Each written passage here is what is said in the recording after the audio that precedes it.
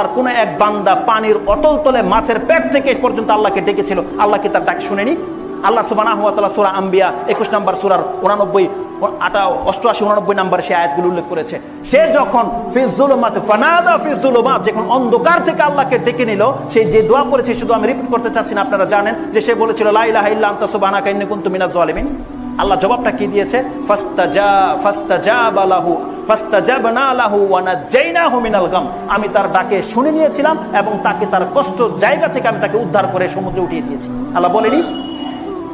আপনি বলতে পারেন হুজুর এটা তো নবী ছিল, নবীকে আল্লাহ উদ্ধার করেছে, আল্লাহকে আমাকে উদ্ধার করবে? সুবহানাল্লাহ। আল্লাহ সুবহানাহু ওয়া তাআলা তার পরের অংশে কি বলেছে? ওয়া কাযালিকা নুনজিল মুমিনিন। বান্দা তুমি যদি আমার প্রতি মুমিন হয়ে থাকো, আমি আমার মুমিন বান্দাদেরকে এইভাবে উদ্ধার করে থাকি। আপনি শুধু ইউনূস আলাইহিস সালামের মতো ঈমান এনে দেখান, আল্লাহ বলছে তুমি যদি মুমিন হও, ওয়া কাযালিকা নুনজিল মুমিনিন, আমি এভাবে আমার মুমিন বান্দাদেরকে উদ্ধার করে থাকি, আল্লাহ সুবহানাহু ওয়া তাআলা বলছে। আপনি কি জানেন আল্লাহ সুবহানাহু ওয়া তাআলার নীতিমালা কি? আর আপনি তো মুসলমানের ঘরের সন্তান, এমন পাপ আপনার লাইফে নাই।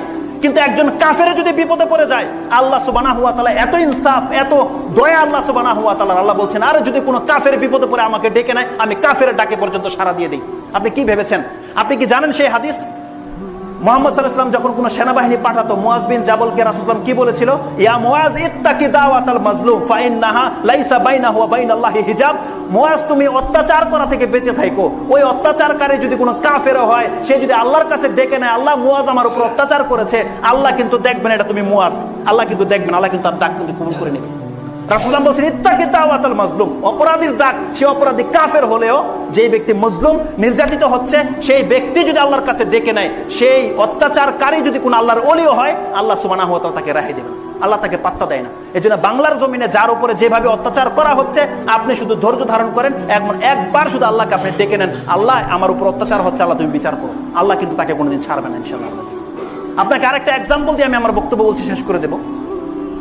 অনেক কথা ছিল, কিন্তু যেহেতু সময় পাস হয়ে যাচ্ছে, আপনার ঈমানকে মজবুত করার জন্য যে আল্লাহকে আপনি কেন ডাকবেন, রাসূলুল্লাহ সাল্লাল্লাহু আলাইহি ওয়াসাল্লামের দাদার ইতিহাস আপনারা জানেন। আব্দুল মুত্তালিবের সাথে কি ঘটেছিল? যখন হস্তি বাহিনী কাবা ঘরটাকে ধ্বংস করতে